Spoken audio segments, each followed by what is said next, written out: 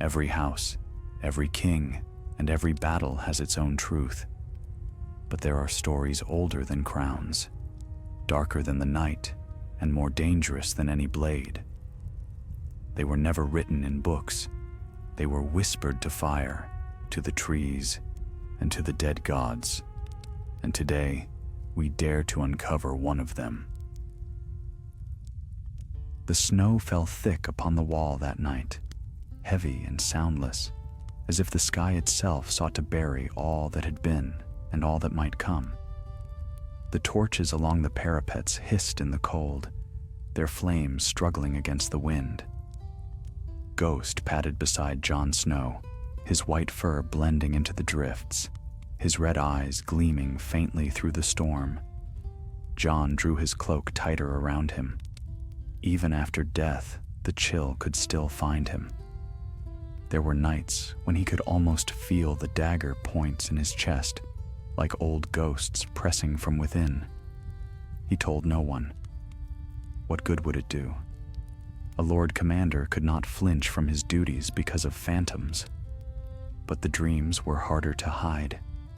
Each night since his resurrection, Jon had seen strange things, not the usual dreams of blood and battle, but visions that chilled him more than any wind from the north.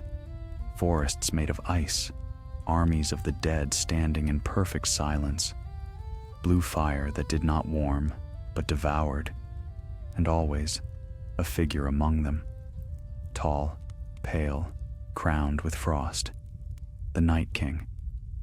Jon would wake gasping, frost on his lips though the fire still burned. Melisandre had told him he had been brought back for a reason, that the Lord of Light had work yet for him. But of late, Jon had begun to wonder which god had truly claimed him. When morning came, the horn sounded from the eastern watchtower. A ranger had returned, half dead and frozen. The man's name was Rudge, one of the younger brothers. His face was pale as the snow, his eyes wild with terror. "They're moving south," he gasped. "The dead, faster than before. We rode hard, but they weren't behind us. They were ahead." Jon's stomach turned to stone. "Ahead?" Rudge nodded, shaking uncontrollably. "The forest north of Hardhome. It's changed. The trees are black. The air's colder than the wall itself. The Night King's mark is spreading." That night, Jon gathered his council. Ed Tollett, Tormund Giantsbane, and Ser Davos Seaworth. They met in the Lord Commander's chambers, the fire crackling low. Tormund slammed his fist upon the table. "Then we ride north, find what's causing it, kill it before it kills us." Davos frowned. "And if it's not something you can kill with steel?" Tormund grunted. "Then we'll try dragonglass, or fire, or both." Jon's gaze lingered on the map of the north laid out before them. The reports were clear. Villages frozen overnight, animals found stiff as stone, and strange lights seen dancing in the sky. "If the dead are moving faster, something's changed," he said quietly. "Something's calling them." Tormund snorted. "And you think to answer that call?" Jon looked up, and for a heartbeat, his eyes glimmered with something cold, something not entirely human. "I think it's already calling me," he said. Silence fell over the room. Even the fire seemed to shrink. Davos cleared his throat. "If we go north, we go ready. We'll take a small group, enough to move quick and quiet. The rest of the watch stays to guard the wall." Tormund grinned, though there was little humor in it. "Aye, then let's take some fools who ain't afraid to die twice." Jon gave a grim smile. "Then we ride at first light." That night, as he stood upon the wall one last time before setting out, Jon looked northward. The storm clouds had cleared, and the aurora shimmered faintly across the sky, ribbons of blue and green fire twisting above the frozen world. Ghost pressed against his leg, low growling deep in his throat. Jon laid a hand upon the direwolf's head. You feel it too, don't you? He murmured. Somewhere in the distance, beyond the haunted forests and the ruins buried in snow, the wind carried a whisper. It was faint, almost like the sigh of the trees, but John heard it all the same. His name, not called in any voice of man, but in the voice of the cold itself. John. He shut his eyes, and for a heartbeat, he saw it clearly. A throne of ice rising from a black lake, a crown of frost upon a pale brow, and eyes burning with the blue fire of the abyss. When he opened them again, he was shivering, but not from the cold. The journey north would begin at dawn, and though Jon Snow did not yet know it, it would be his last journey as himself. For the power that once ruled the Night King had not died with him. It had passed into another vessel, and that vessel was already walking beyond the wall. At dawn, the gates of Castle Black creaked open, groaning like an old beast roused from slumber. A bitter wind swept through, scattering snow across the yard as Jon Snow led his small band through the threshold and into the wild expanse of the north. Ghost padded silently beside his horse, while Tormund rode just behind, wrapped in a thick pelt, his red beard crusted with frost. They were 7 in all: Jon, Tormund, Ser Davos, 2 rangers of the Watch, a wildling spearwife named Rella, and Melisandre herself. The Red Woman had insisted on coming. "The Lord of Light's work is not yet done in you," she had said, her eyes glimmering like dying embers. "If the darkness seeks you, you must face it, not flee." The others had said little, but Jon knew their thoughts. None among them trusted the woman entirely, and yet all feared the threat that called them north more than they feared her sorcery. They rode hard through the day, past the ghost forests and frozen lakes where no bird sang. The land beyond the wall was quieter than Jon remembered. Too quiet. Not even the distant howl of wolves broke the stillness. Only the wind moved, sighing mournfully across the endless snow. By nightfall, they made camp beneath the ruins of an old First Men's watchtower, its stones cracked and half-buried.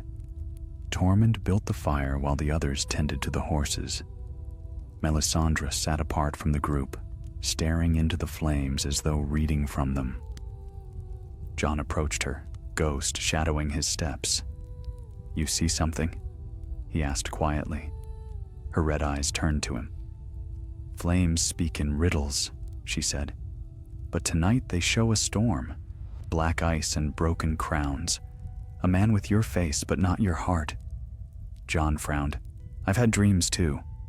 Melisandre tilted her head. "Dreams? Visions," he said. "The Night King, he's calling me." He hesitated. "When I close my eyes, I feel him near, as if he's inside me, watching through my eyes." The priestess's lips curved in something between sorrow and awe. "You were brought back by fire, but the cold touched you first. The Lord of Light gave you life, Jon Snow. But death had its claim on you still." Jon turned away, his jaw tightening. "Then I'll find a way to end it." Later, as the others slept, Jon sat awake beside the dying fire. Ghost lay near him, breathing softly, but Jon's own thoughts were restless. He stared into the embers and thought of the words Melisandre had spoken. "A man with your face, but not your heart." He must have drifted into uneasy sleep, for the next thing he knew, he stood in a forest of black ice. The trees shimmered like glass, their branches sharp as blades. Frost hung thick in the air, and beneath his boots the ground cracked like thin crystal. Then came the whisper again. "Jon Snow." He turned, and there it was, standing amidst the frost. The Night King. His pale flesh glistened with ice, his crown of frozen horns glinting faintly in the cold light. Blue fire burned in his eyes, and behind them, something deeper than hate. Jon drew his sword, but the steel trembled in his hand. "You're dead," he said hoarsely. The Night King's lips barely moved. "Are you sure?" The voice was not sound, but thought, an echo inside Jon's skull. "When the blade entered my heart, it found another path. Through you." Jon staggered back. "No. Your blood is the bridge. The old magic lives in you. Half fire, half ice. You cannot destroy me, Jon Snow. You are my vessel." The frost beneath his feet began to rise, swirling around his legs like mist. The air thickened with cold until he could barely breathe. Then the Night King lifted one hand, and Jon saw, to his horror, a mirror of his own face forming in the ice. He awoke with a shout, drenched in sweat despite the bitter cold. Ghost leapt to his feet, growling low. Tormund stirred beside the fire. "Seven hells, Snow. You sound like a dying elk. What's wrong with you?" Jon took a shaky breath. "Nothing," he said quickly. "Just a dream." But it was no dream. The mark of frost burned faintly upon his wrist, a shard of blue light fading slowly beneath the skin. By morning, the wind had shifted. A thin haze hung over the land, carrying with it the stench of death. They rode on through the day, the cold biting harder with each mile. Near dusk, they came upon the remains of a wildling village. The huts were still standing, but the people within were frozen where they'd fallen. Men, women, even children, stiff and silent as statues. Some had eyes of pale blue. "Gods be good," whispered one of the rangers. Melisandre dismounted, touching a frozen corpse. "The dead are stirring again," she murmured. "But not by the Night King's hand. Something else moves them now." Jon clenched his fists. He could feel it too, a pulse beneath the ice, faint but growing stronger, as though the land itself was waking. They pressed on in silence until they reached the edge of a frozen river. The ice there was black, and the water beneath it seemed to swirl with strange light. Rella the spearwife knelt to touch it, but Melisandre's hand shot out to stop her. "Do not touch," she warned. "This is no water from this world." Jon leaned closer, peering into the dark ice, and saw for an instant a reflection not his own. A pale face stared back at him, crowned with frost, smiling faintly. He stumbled back, breath misting. Tormund frowned. "What did you see?" Jon's voice came low and hollow. "Myself." The group camped far from the river that night, unwilling to stay near the black ice. The wind howled ceaselessly, and the stars above flickered strangely, as though dimmed by some unseen veil. Jon did not sleep. He sat apart from the others, staring northward. Beyond the horizon, he could feel it, a pull, steady and cold, dragging him onward. Somewhere in the darkness, the Night King waited, and deep inside, beneath his heartbeat, Jon could feel that same cold whisper rising once more. "You cannot fight what you are." He pressed a hand to his chest, where the scars of his death still throbbed. "I am Jon Snow," he whispered to the wind, but even as he said the words, the snow around him stirred, and for the first time, the frost did not melt beneath his touch. By the third day, the light itself seemed dimmer. The sun, pale and distant, gave little warmth as the travelers pressed deeper into the north. The world around them was silent, too silent, as though every living thing had fled or frozen. The snow lay untouched, save for the faint prints of their horses and the long shadow of Ghost moving beside them like a spirit. Jon rode at the front, the wind cutting at his face, his mind clouded by thoughts he could not voice. He felt the cold in his very bones now, deep and persistent, as though something within him whispered that the chill was not his enemy, but his inheritance. At midday, they came upon a valley veiled in mist. The air was thick with frost, and the trees that lined the slope gleamed with rime, their limbs like skeletal hands reaching for the gray sky. In the hollow below lay the ruins of a settlement, the same Rudge had spoken of before his death. The village was dead.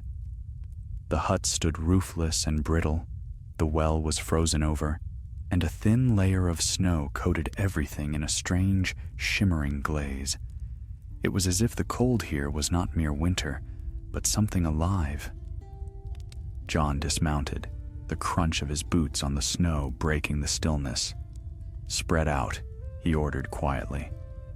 "Look for tracks, anything that tells us what happened." Tormund grunted, slinging his axe across his shoulder. "I can tell you what happened. The dead came through.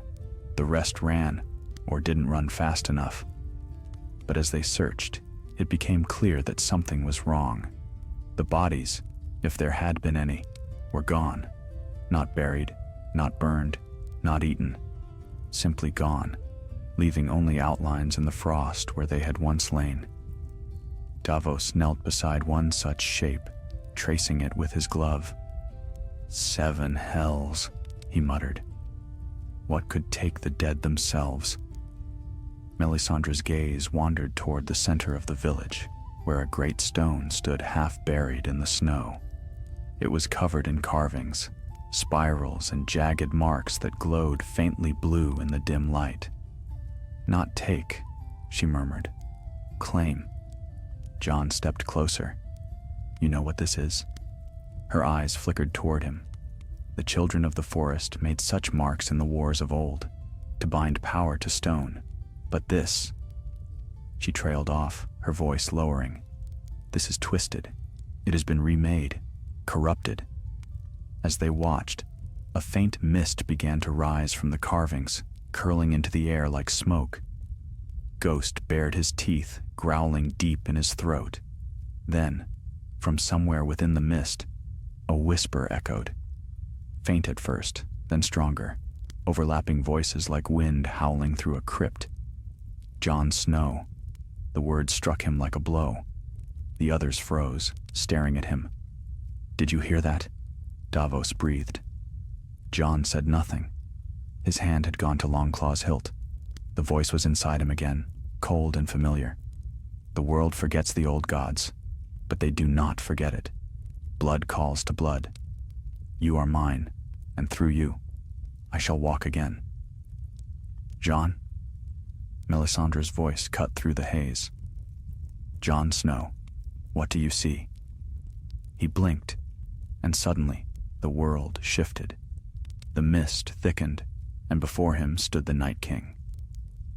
Not in flesh, but in shadow, his figure outlined in pale blue light.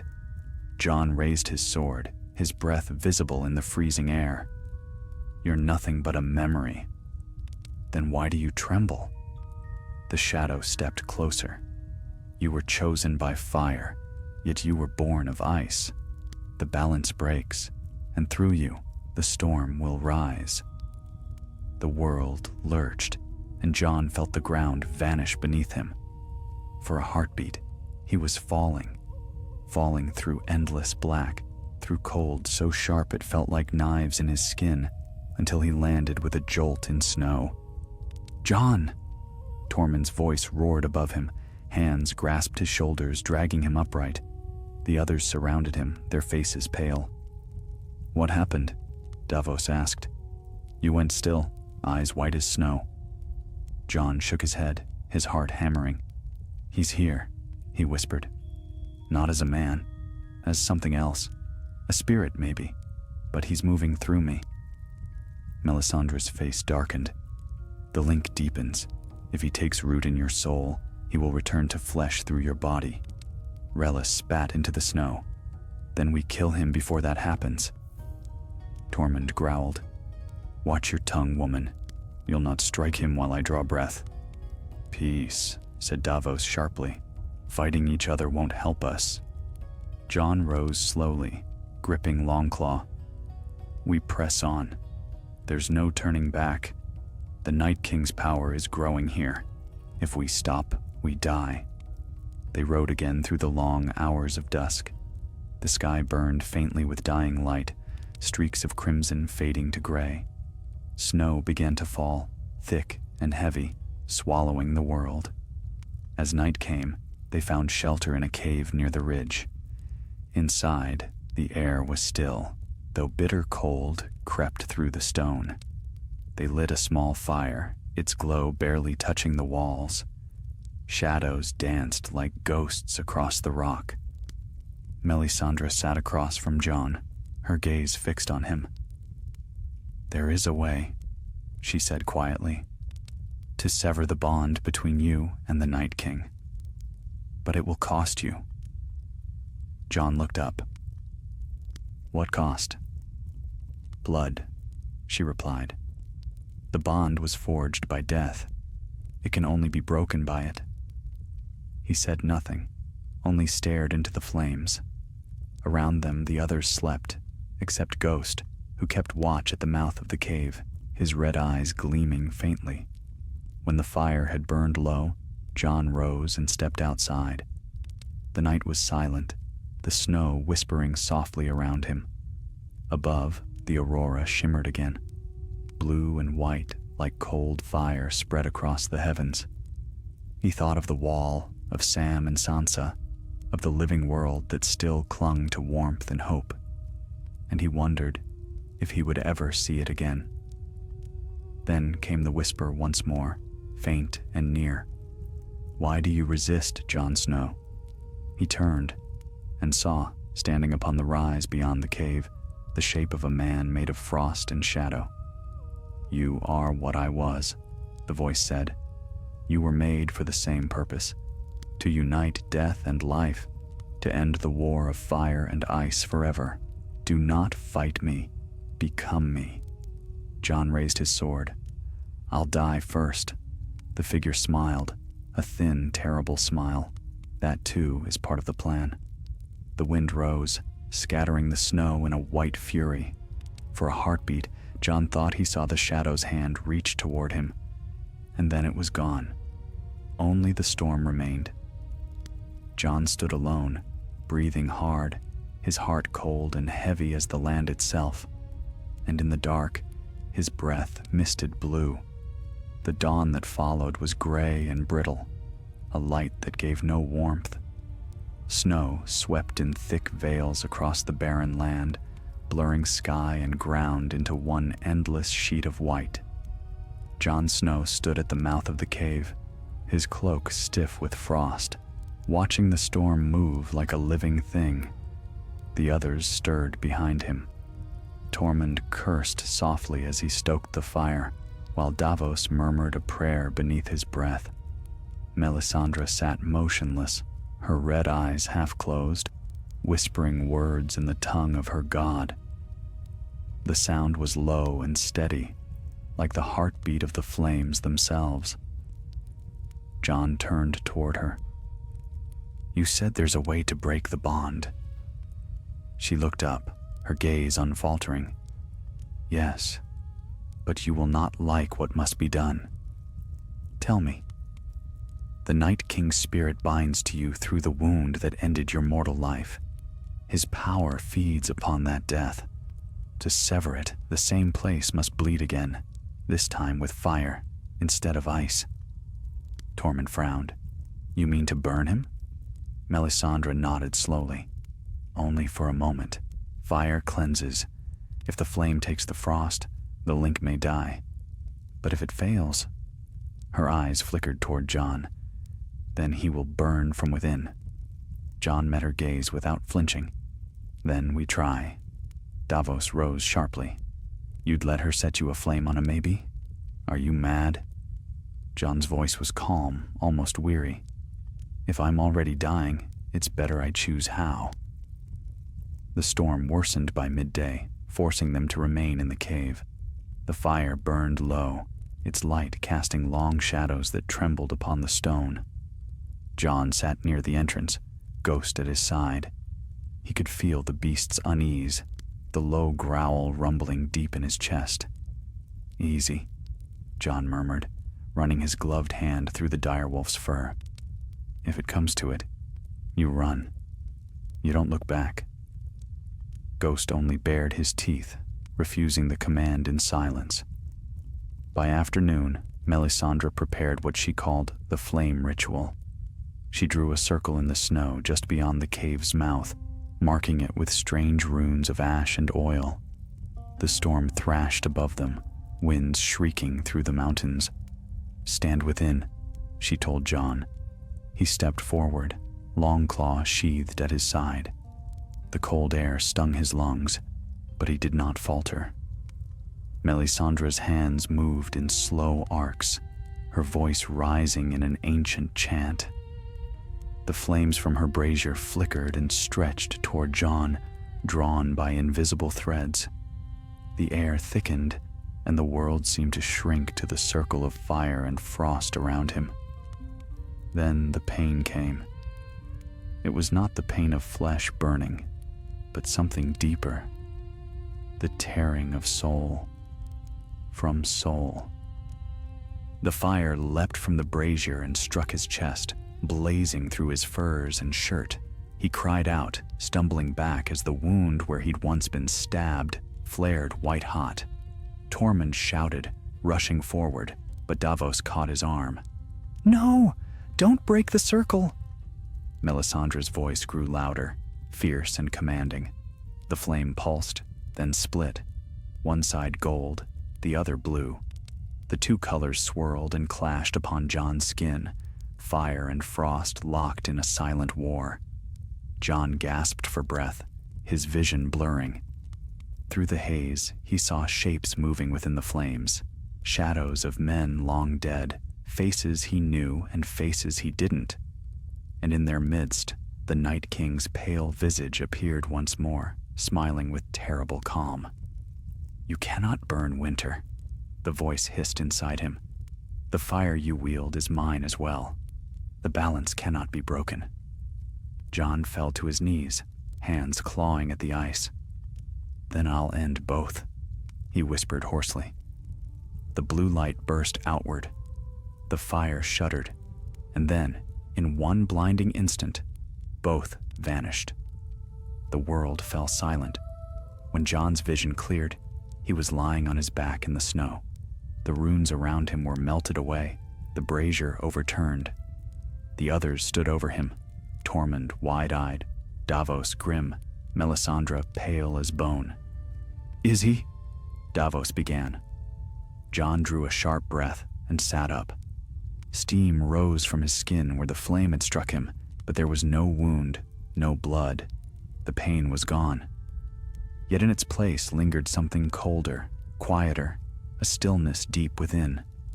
Melisandre stared at him. "It did not work," she whispered. Jon's voice came softer than before. "No, it worked too well." He looked down and saw frost forming beneath his hands where they touched the snow. They rode on again that night, for the storm had passed, leaving the land strangely clear. The moon rose over the frozen plain, silver and vast.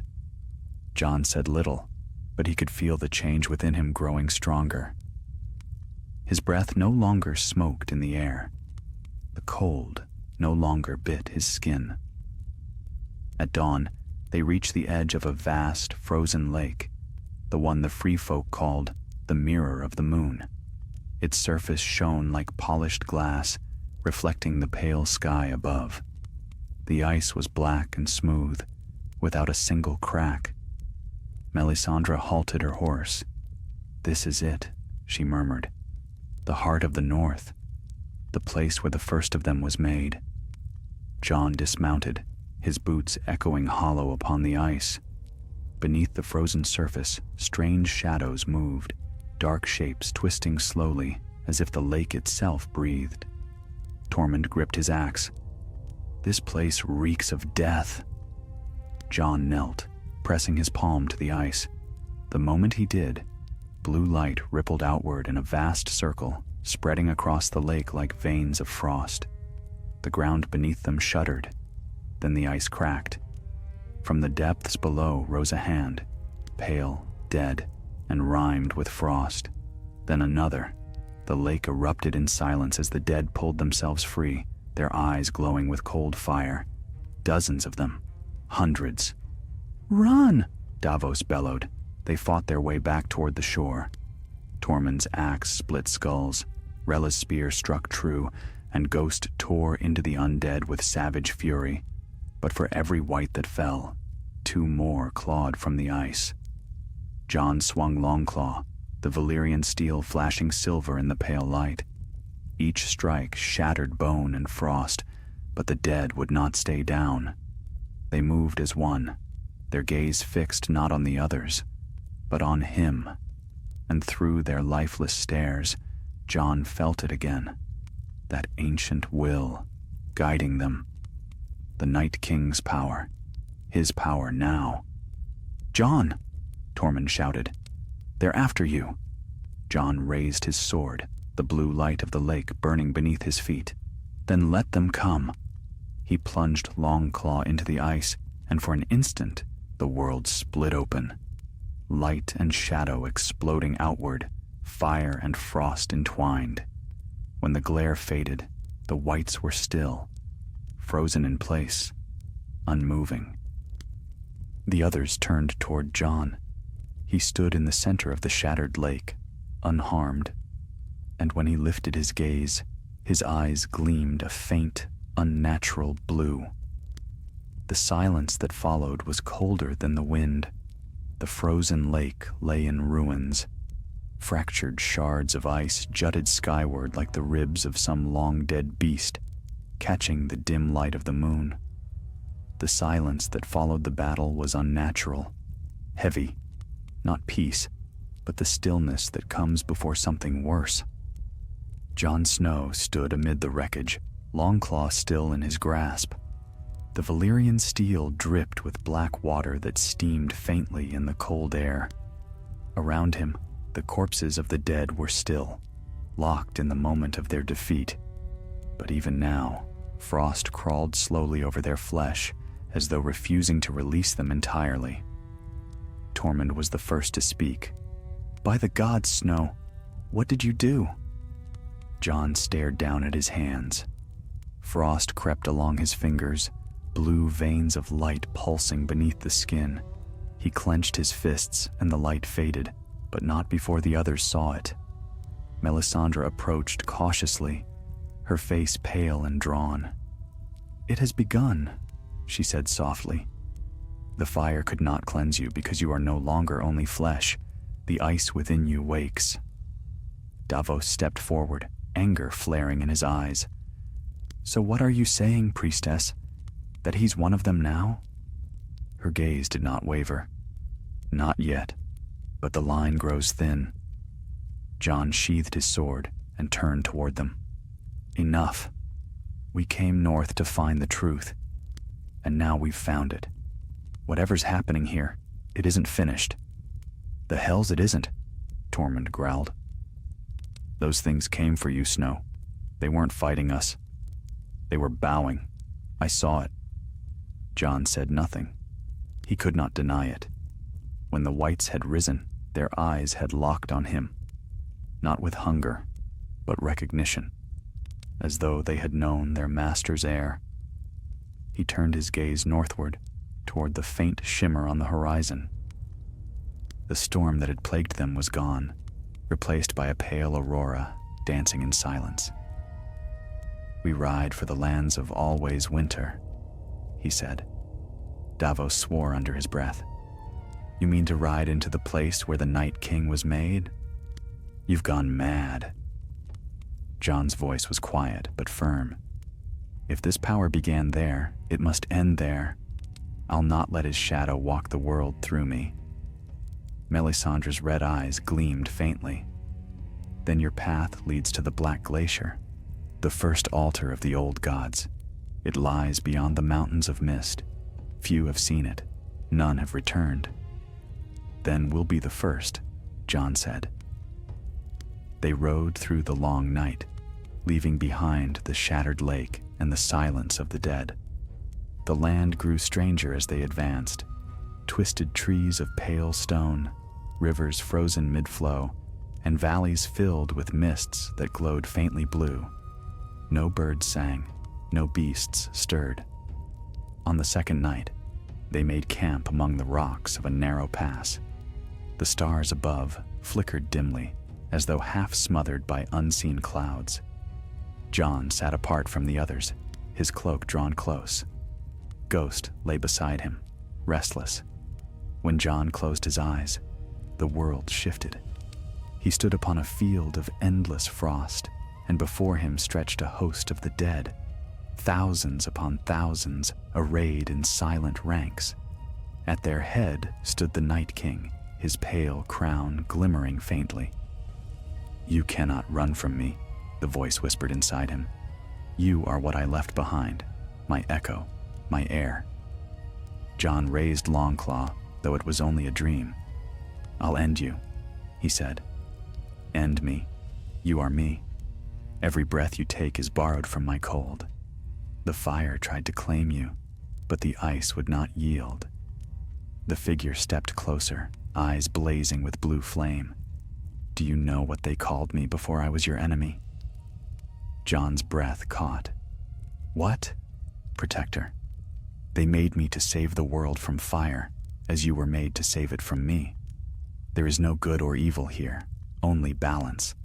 Fire consumes, ice preserves. Without both, the world dies." Jon struck, but the sword passed through the Night King like mist. The cold deepened until he could barely move. "Accept what you are, and I will grant you peace," the voice said. "Resist, and the storm will devour all you love." He awoke with a start, his body drenched in sweat despite the cold. Ghost growled softly beside him. The fire had burned low, casting long shadows across the rocks. Melisandre was awake, her eyes fixed upon him. "You dreamed of him again." Jon nodded. "He spoke to me, said I was his heir." Her lips tightened. "And what do you believe?" "I believe he's afraid," Jon said. "If he truly owned me, he wouldn't need to speak." They broke camp before dawn. The path wound higher into the mountains, the air sharp as broken glass. By midday, they reached a narrow ridge overlooking a vast plain of ice. Far beyond, in the distance, loomed a shadow, a dark mountain rising from the heart of the world. "The Black Glacier," Melisandre whispered. Jon felt the pull the moment he saw it, a current of cold that tugged at his very soul, drawing him closer. He spurred his horse forward. As they descended the slope, the wind began to howl, a deep, mournful sound that seemed to come from beneath the ground. The air shimmered faintly, and shapes began to move within the snow. They were not men, not wights either. Shadows, tall and slender, their forms half formed from mist and memory. They glided silently across the ice, their faces hidden beneath veils of frost. "Gods," whispered Davos. "What are they?" Melisandre's voice trembled. "The first ones, the spirits bound to the ice. They linger where the old god's magic still breathes." One of the figures drifted closer, its face taking shape in the half-light. It was a woman's face, pale and beautiful, her eyes empty as the moon. When she spoke, her voice was not her own. It was many voices, layered and distant. "He comes home." Jon's breath caught. Who? The son of winter. The vessel of our king. Before he could move, the spirits turned as one, bowing their heads to him. The air thickened with frost, and the light dimmed. Ghost barked wildly, hackles raised. "Back!" Tormund shouted, swinging his axe at the nearest shade. But the weapon passed through it like smoke. Jon stepped forward, his voice hard. I am not your king." The spirits rose, their faces twisting with wind and ice. "Then prove it." The ground beneath them shattered, and the plain split open. From the depths below surged a gale of freezing wind that hurled them to their knees. The light of the world went out, replaced by a storm of blue fire. When Jon looked up, the glacier loomed above them, black and glistening like obsidian. From its heart came a light, faint but unmistakable, a pulse of blue that beat like a living heart. The Night King's voice whispered through the storm, soft as falling snow. "Come to me, Jon Snow. Come home." And for the first time, Jon felt the truth of it, that no matter how far he fled, the path northward was not a journey to defeat the Night King, but to find himself. The wind roared louder, and the glacier's heart pulsed again. The final march had begun. The wind keened across the glacier like a morning song.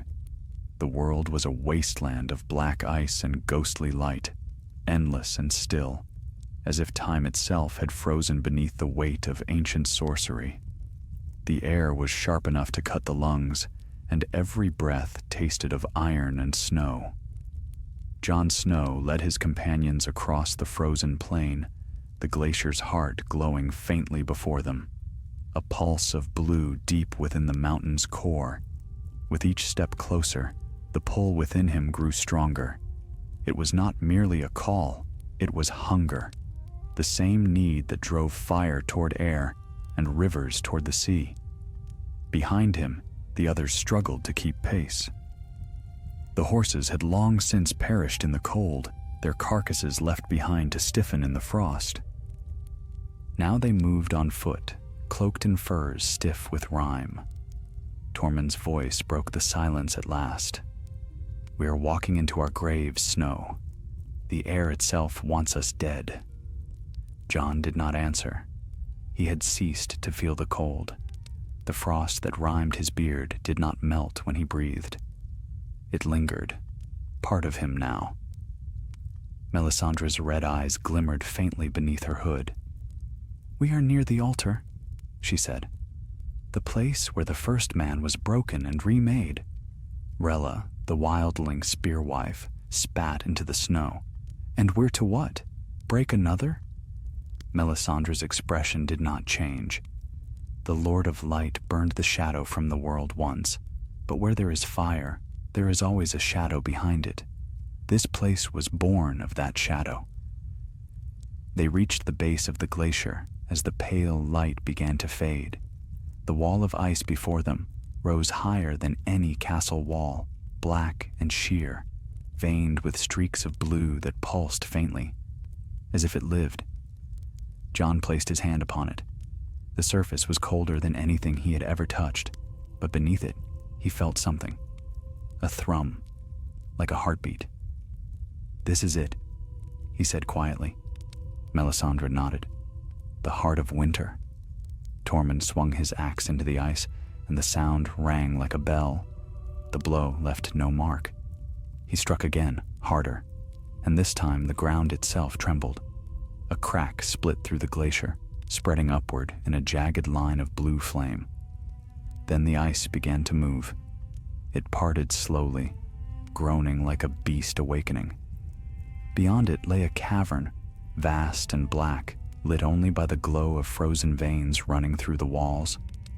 The air that poured from within was thick with ancient power, a cold so deep it gnawed at thought and memory alike. They stepped inside. The tunnel sloped downward, the walls shimmering faintly like glass. Shapes seemed to move within the ice, faces, hands, fragments of things once human, now forever imprisoned in frost. Davos shuddered. "Seven, save us." No one spoke. The deeper they went, the heavier the silence became. Even Ghost kept close to Jon's side, his hackles raised, his breath a faint mist of red in the pale air. At last, they entered a vast chamber at the glacier's heart. The ceiling soared high above, vanishing into shadow. At its center stood a pillar of crystal-clear ice, tall as a tower, and within it lay a figure, pale, regal, terrible. The Night King. He was not dead. His eyes were closed, his arms folded upon his chest, his body unbroken. Frost coiled around him in gentle spirals, as though the ice itself were protecting him. Davos stepped back. He's sleeping. Melisandre shook her head. No, waiting. Jon stared up at the figure, the pull inside him stronger than ever. He could feel the power radiating from it, the same power that whispered in his dreams. His own heartbeat began to match the slow rhythm pulsing within the ice. "Jon," Melisandre said quietly, "if you face him here, you do so not in flesh, but in spirit. Your soul is tied to his. To destroy him is to destroy yourself." Jon's gaze did not waver. "Then it ends here." He drew Longclaw, the Valyrian steel gleaming faintly in the strange light.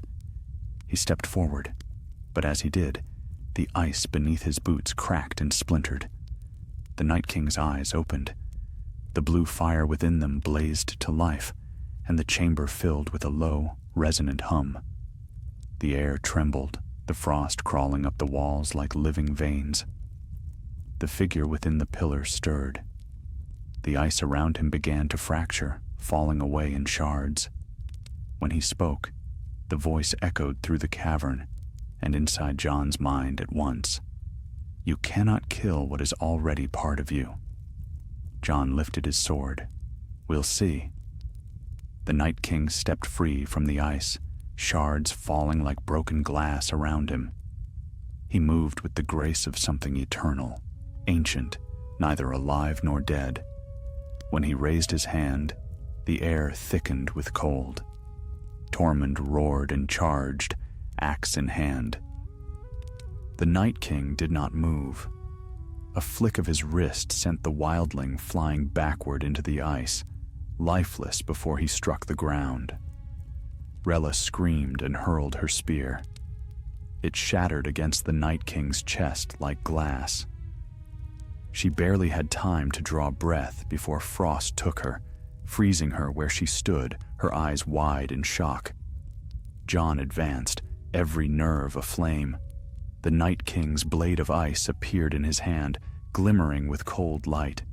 When their swords met, fire and frost collided, the air bursting into a storm of white flame. Every strike sent waves of power through the chamber. Jon's breath came in ragged gasps, his hands numb, but he pressed on. The Night King's expression never changed, calm, patient, inevitable. Finally, the ice blade pierced Jon's side. He fell to one knee, pain searing through him, but when he looked down, the wound glowed faintly blue. No blood fell, no pain remained. "You see," the voice whispered, "you are no longer theirs. The cold has claimed you." Jon's eyes burned. The frost within him flared to life, and for a moment he felt the same stillness that the Night King knew, that eternal quiet beyond death or life. But in that silence, he also felt something else, a spark, the memory of fire. He drove Longclaw upward with all his strength.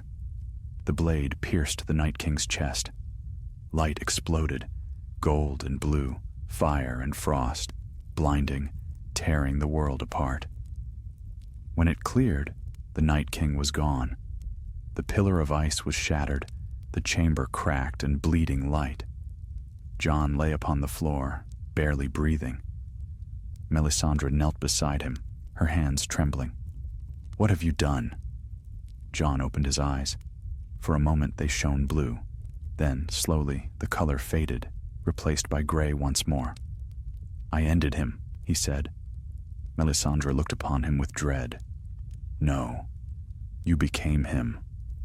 And in the reflection of the shattered ice, Jon saw it too, his breath misting in blue, his shadow rimmed with frost. The Night King was gone, but his vessel yet lived.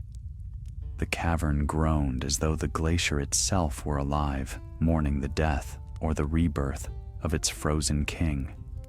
Shards of ice fell like glass rain, ringing across the stone in eerie music. The air was thick with steam that burned and froze in the same breath. Fire and frost had met, and neither had won. Jon Snow rose slowly, leaning on Longclaw for strength.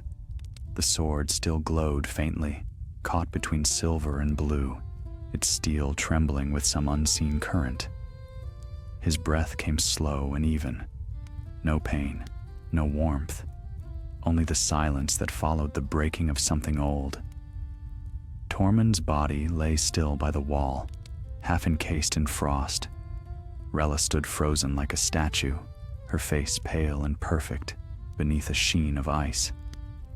Davos knelt a few paces away, staring in awe and horror at the man he'd followed through death and snow.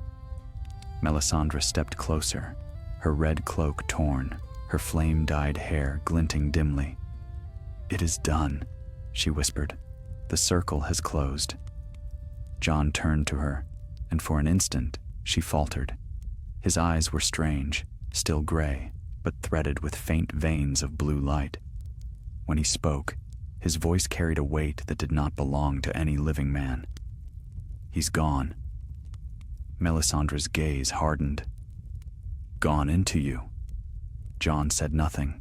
His hand tightened around Longclaw's hilt, the leather creaking beneath his grip.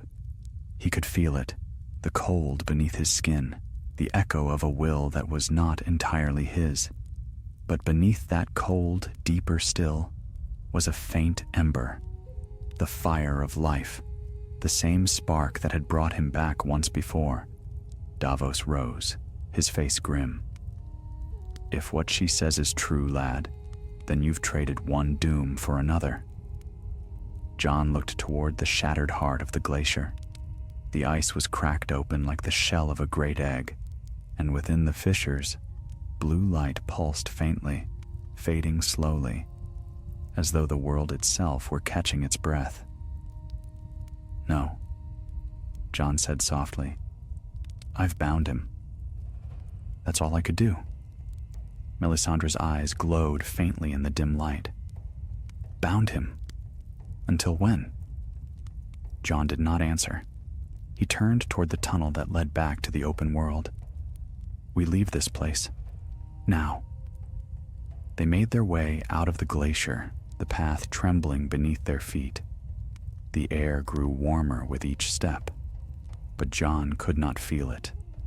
The others struggled, Davos coughing in the thinning air, Melisandre leaning heavily on her staff. When at last they emerged beneath the ashen sky, the light of dawn spilled across the frozen plain. For the first time in days, the sun broke through the clouds. Yet even that pale glow bent strangely around Jon Snow. The sunlight did not touch him. It merely passed over him, as though uncertain of its right. They built pyres for the fallen. Tormund first, his body wrapped in furs, his axe laid across his chest. The flames caught slowly, the smoke rising straight into the still air. Rella followed. Jon watched in silence, Ghost pressed against his leg. When the last fire burned low, Davos turned to him. "What now, Jon Snow? You've done what no one else could. The dead won't march again, at least not for a while. You could go home, south. There are still people who'd follow you." Home. The word felt strange on Jon's tongue. What home was left to him? Winterfell belonged to Sansa now. The Watch was in ruins, and the world of the living had grown distant. "There's no home for me south of the wall," he said. Davos's jaw tightened. "You mean to stay here?"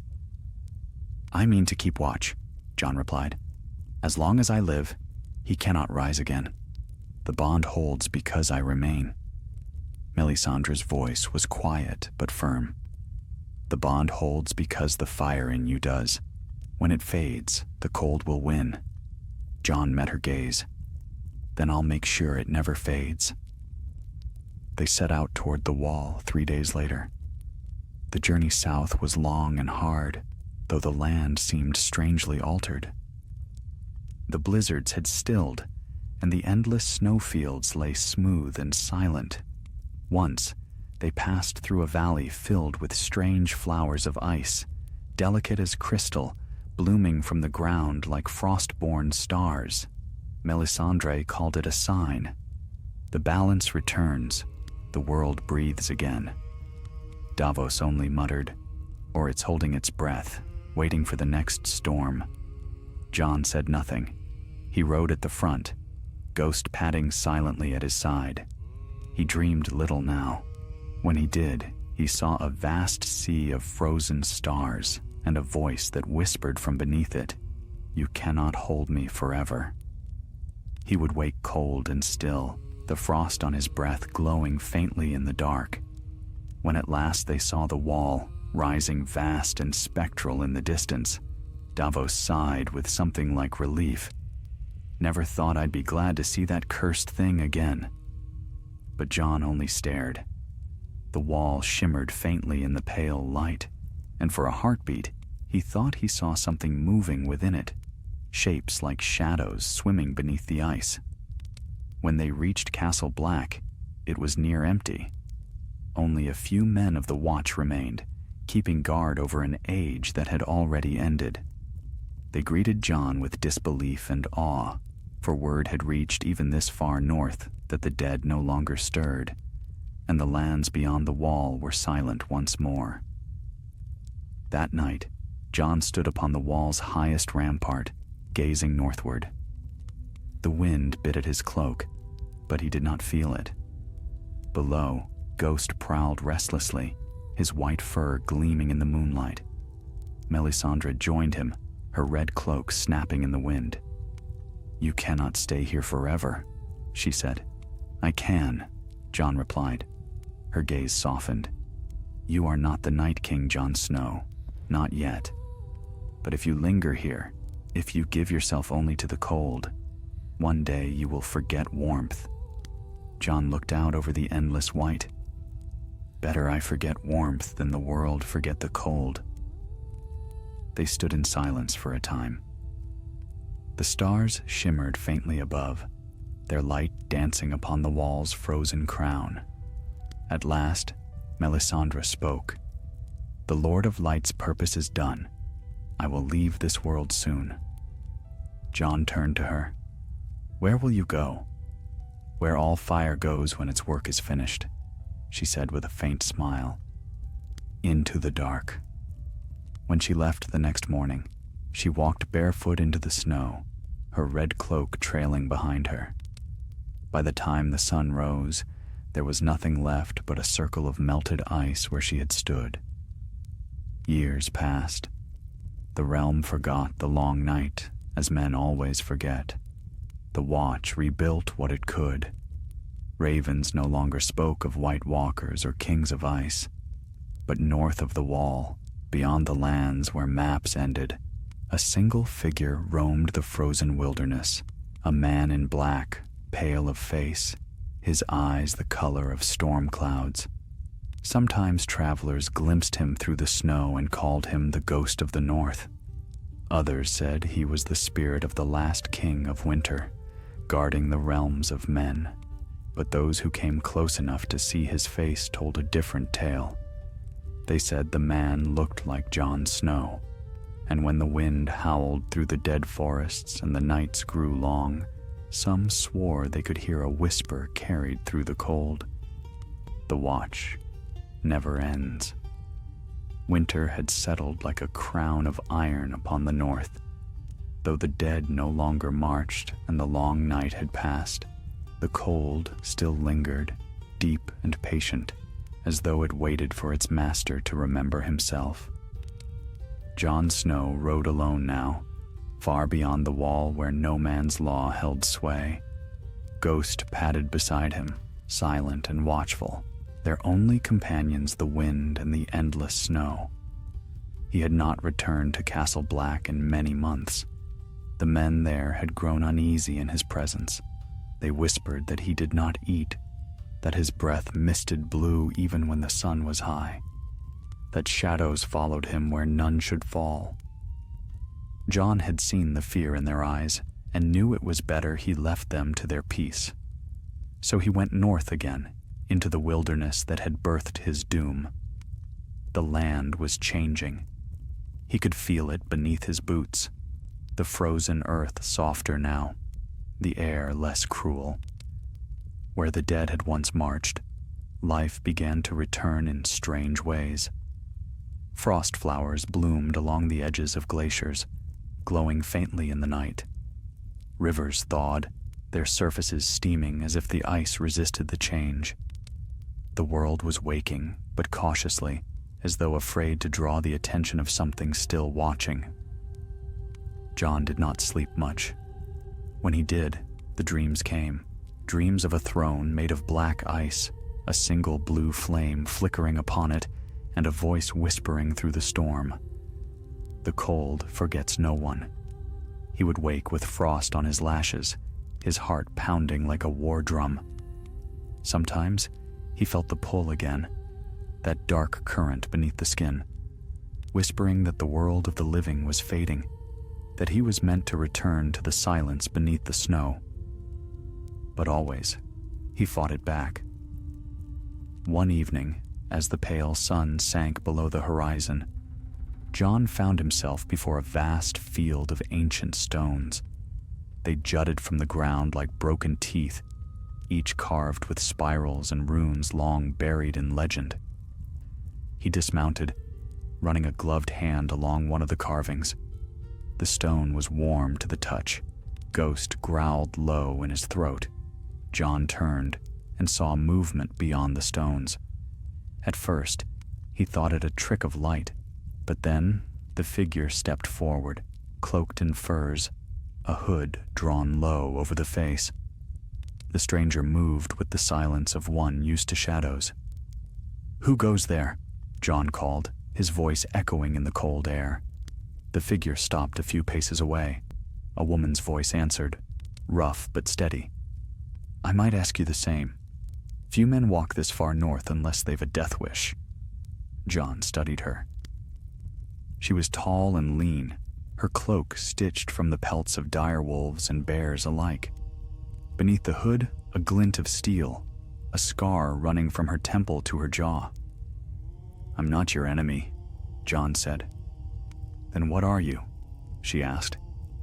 "You don't smell like the living?" The words struck deep. He hesitated.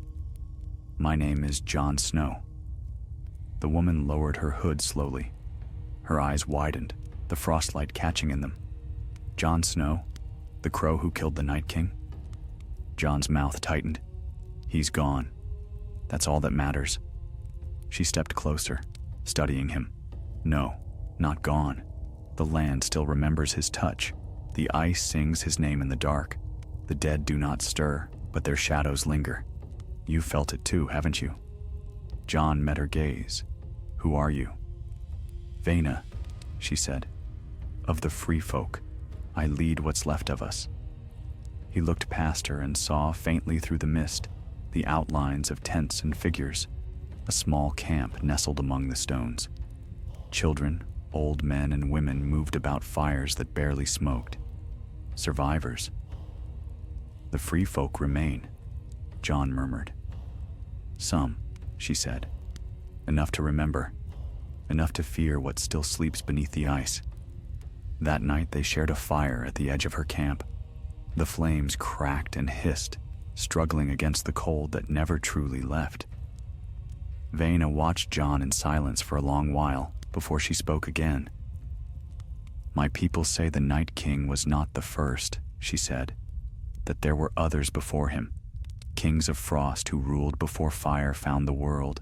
When one falls, another rises." Jon stared into the flames. "Then let there be no more kings." She shook her head. "The balance breaks without them. Fire burns. Ice endures. One cannot live long without the other." Jon's hands tightened around the hilt of Longclaw, resting across his knees. "You speak as if the cold were a god." In the north, it might as well be, she said. Later, when the camp slept, John stood apart, looking north. The aurora shimmered faintly across the sky, blue and green and silver, like the veins of the old glacier. Ghost pressed close to him, whining softly. I know, John whispered. I feel it too. Beyond the horizon, a faint flicker of blue light pulsed once, then faded. It was distant, but unmistakable, like a heartbeat beneath the snow. Vienna joined him then, silent until she stood at his side. You see it. John nodded. It calls to you, she said softly. Doesn't it? He didn't answer. The wind shifted, carrying with it the scent of frost and ash. It's not over, she continued. The cold never dies. It waits. Maybe it's waiting for you. John turned toward her, his face unreadable. And if it is? Then the choice is yours, she said. You can answer the call, or silence it. The next morning, John left before dawn. Vienna did not try to stop him. She only watched as he vanished into the white distance, a lone shadow against the rising light. For 3 days and nights, he traveled north, following the pole he could no longer deny. The sky grew darker the farther he went, until even the sun seemed afraid to rise. He crossed frozen rivers, forests of glassy trees, and hills buried in snow so deep it whispered as he passed. At last, he came to a valley ringed by mountains of ice. In its center stood a pool of frozen water, black as obsidian. Beneath the surface, faint shapes drifted, human or almost human, their eyes pale and open, their mouths frozen in eternal silence. John knelt beside the ice. His reflection stared back at him, gray eyes threaded with blue. He drew Longclaw and drove it into the ice. The sound echoed like thunder. The pool shuddered, cracks spread outward in jagged lines, and then, from the depths below, something stirred. A shadow rose through the ice, not a man, not a beast, but something vast, ancient, and cold. The light from its form painted the valley blue. John rose to meet it, the wind howling around him. The shadow's voice filled his mind, as familiar as his own heartbeat. You could have ruled. You could have brought peace to the world of men. Why do you fight what you are? John raised his sword. Because I am not you. Aren't you? The ice shattered. Light burst forth, engulfing the world in white. And when the storm cleared, Jon Snow stood alone beside the pool, Longclaw in his hand, frost creeping up its blade. His breath misted blue once more. Ghost whined softly, circling him, uncertain. Jon looked northward, toward the mountains where the wind sang the songs of old. The weight of destiny pressed upon him, heavy as the wall itself. He sheathed his sword and whispered to the storm, "The war is not done. It never will be." And with that, he walked into the white, the last shadow of the Night King fading into legend once more. Snow swept across the high plain like a living tide. The mountains of ice loomed on every side, jagged and vast, their peaks vanishing into a pale sky that knew neither dawn nor dusk. Jon Snow pressed onward, one black figure in an endless field of white, Ghost loping silently beside him. Days passed, though the sun no longer marked their measure. He ate little, slept less. The world around him was dream and waking both, a shifting landscape of silence and memory. The cold did not bite him anymore. It welcomed him, wrapped around him like an old cloak. Sometimes he heard whispers in the wind, words in no tongue he knew, old as the first frost. They spoke of kings who ruled before men had names, of a pact written in blood and ice, of a promise never broken. When fire falls, winter rises. Jon ignored the voices. He had come too far to turn back. The pool he had found, The place where the ice had cracked and the shadow had spoken was behind him now, sealed once more. But the vision it gave him still burned in his mind, a black tower of ice rising in the farthest north, its crown wreathed in blue fire. That was where he must go. The land grew harsher with each league. The snow turned to shards of glass beneath his boots, and the air shimmered faintly with power, as though the world itself were alive and watching. Ghost kept close, his breath misting faintly blue. His eyes, once red as blood, now gleamed like pale sapphires. Jon wondered if the same change was happening in him. On the 7th day, he reached a pass between two mountains. The wind screamed through the gap, carrying with it the faint sound of chanting.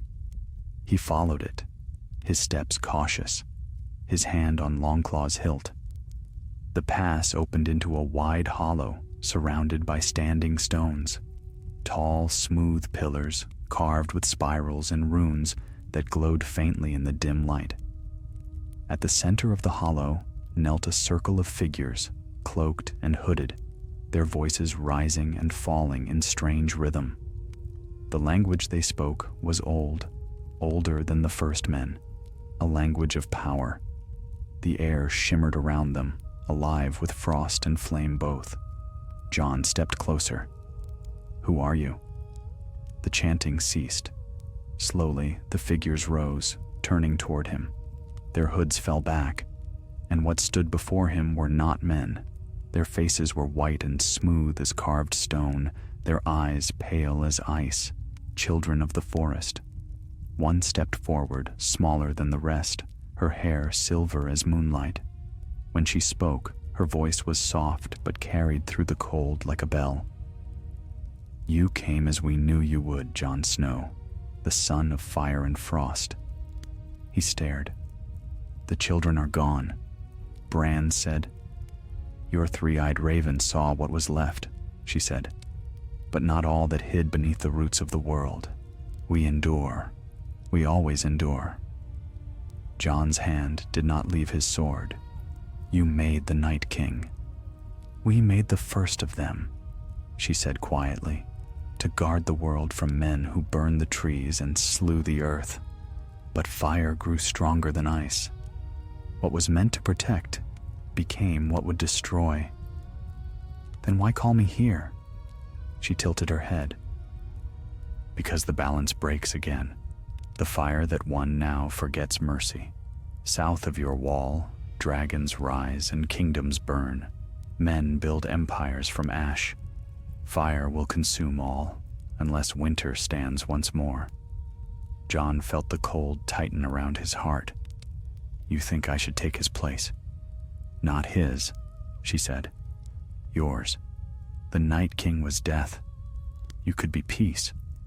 He turned away, shaking his head. "You don't understand. His power, his will is still inside me. I can feel it, whispering. Every day I fight it. And every day you win," she said. "That is why you were chosen. The gift that killed him sleeps in you, but it does not rule you." Ghost growled softly, the sound low and warning.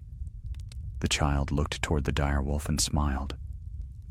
"The bond between you holds it back. The blood of the Old North guards the fire within the ice. But the bond weakens." Jon looked down at Ghost.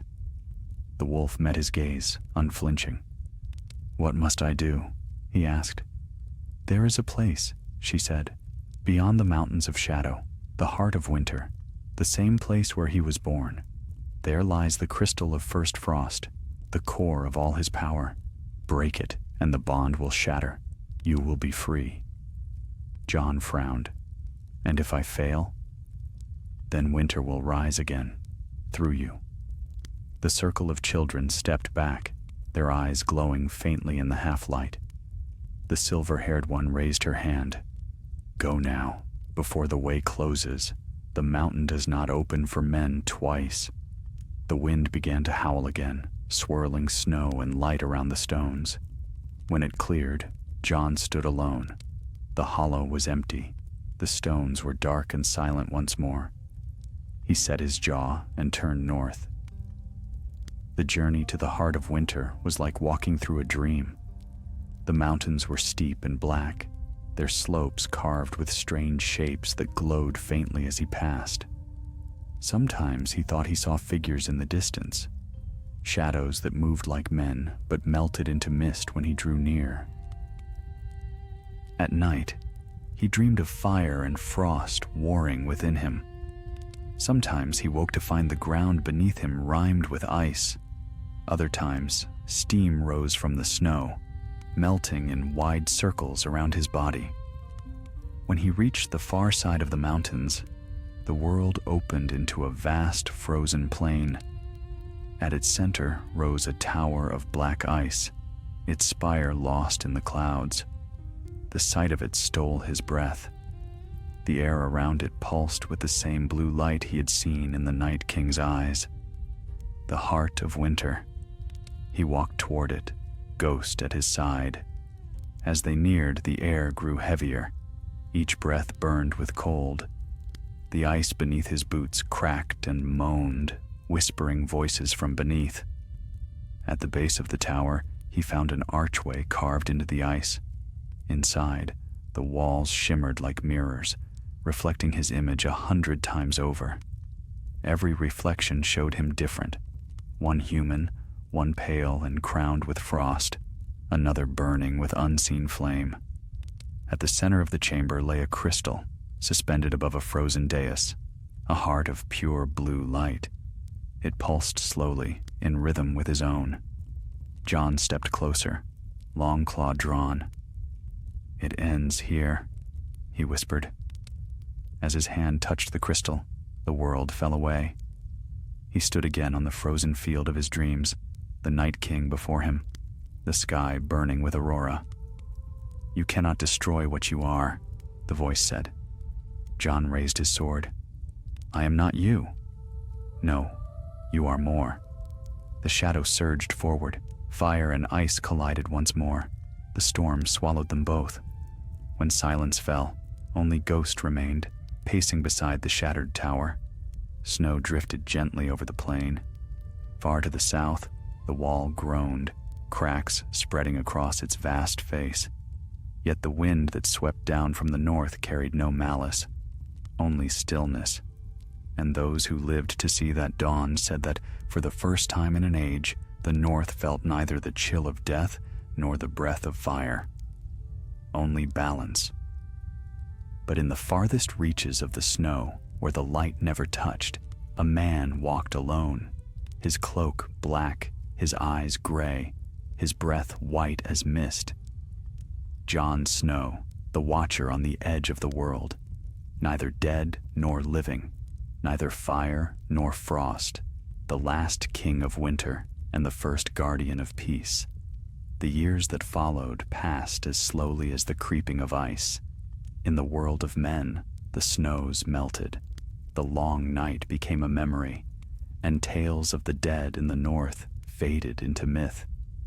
Yet beyond the wall, where the wind still whispered through broken towers and forests of frost, a solitary figure walked among the ruins of forgotten ages.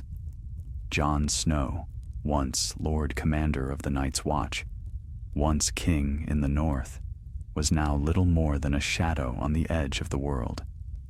His name was rarely spoken, and when it was, it came wrapped in wonder and fear. Some said he had died long ago, and his ghost kept vigil over the lands of ice. Others claimed he wandered the white wilderness still, neither dead nor living, a man bound by duty older than oaths.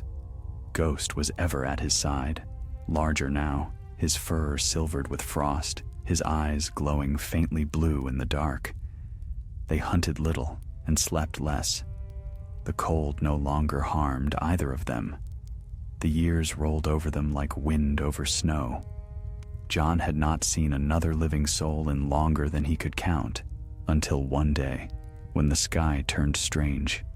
It began with fire, a thin streak across the heavens, bright as a falling star. It tore through the clouds and vanished somewhere far to the south, leaving behind a smear of red light. Ghost growled softly, his hackles rising. Jon watched the fading trail. "Fire returns," he murmured. The air that night was uneasy. The wind carried no scent, no sound, yet the world seemed to tremble beneath the stillness. The next morning, Jon set his course south.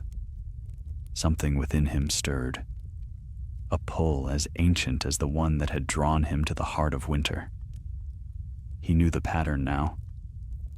The balance had shifted again. Days passed. The snow grew thinner beneath his feet, the trees taller, their branches heavy with frost and faint blossoms of white. By the time he reached the foothills below the frost fangs, he could smell the world of men once more. Wood smoke, iron, and the faint scent of life. He came upon a village at dusk. It was small, built around the bones of an old watchpost, the black stones of the wall scattered like gravestones. Men and women gathered around fires, their faces gaunt but alive. When they saw him emerge from the shadows, cloaked in black, a hush fell over the camp. A child cried out, "Ghost!" pointing at the great direwolf. Jon stopped at the edge of the light. "I mean no harm." A tall man stepped forward, spear in hand. "Few walk from the north alive, stranger. State your name." Jon's voice was quiet, his breath misting faintly in the chill. "Jon Snow." The man frowned. "That's a name from stories." "Then I am a story," Jon said simply. They brought him to their fire. The people were of the free folk, the last remnants of those who had once followed Mance Rayder. They had rebuilt their lives upon the thawing land, hunting and trading with the folk who now lived in the gift. Around the flames, Jon listened to their talk. The realms of men were changing. King Bran the Broken ruled from King's Landing, though his eyes, they said, saw more of the past than the present. Sansa reigned in the north, her kingdom prosperous. Arya had vanished west of the seas. Peace had come, but it was peace born of exhaustion, not strength. Yet beneath it all, whispers of unrest spread. A new power was rising far to the south, fire reborn. A woman said she had seen it, a dragon, smaller than the ones that had burned King's Landing, flying over the narrow sea, its wings red as blood. Jon's heart grew heavy. "Fire again," he said softly. The tall man who had greeted him, Torek, chief of the settlement, looked at him curiously. "Why do you speak as though the fire itself were your enemy?" "Because it is my kin," Jon replied. That night he dreamed. He stood once more in the field of frost, the aurora blazing overhead. Before him stood two figures, one wreathed in flame, the other in ice. The fire burned red and gold, the ice gleamed blue and white. Both spoke in the same voice, echoing in his mind.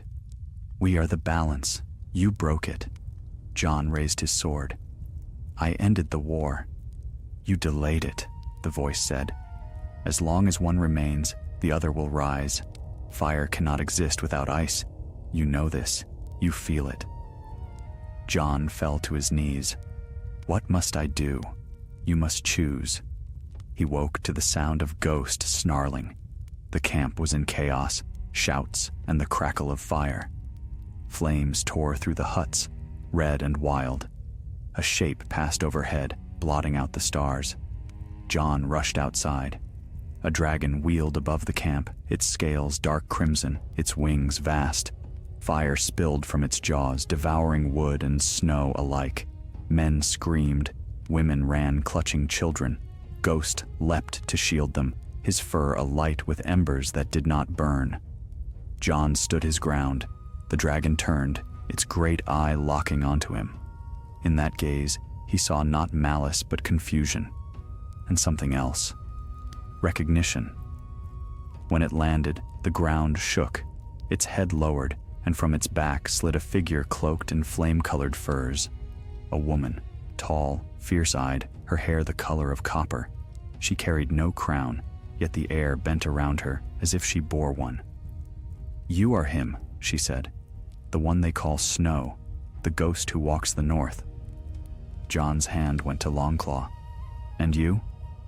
"I am Aelia Targaryen," she said, "daughter of Drogon, born of the last fire.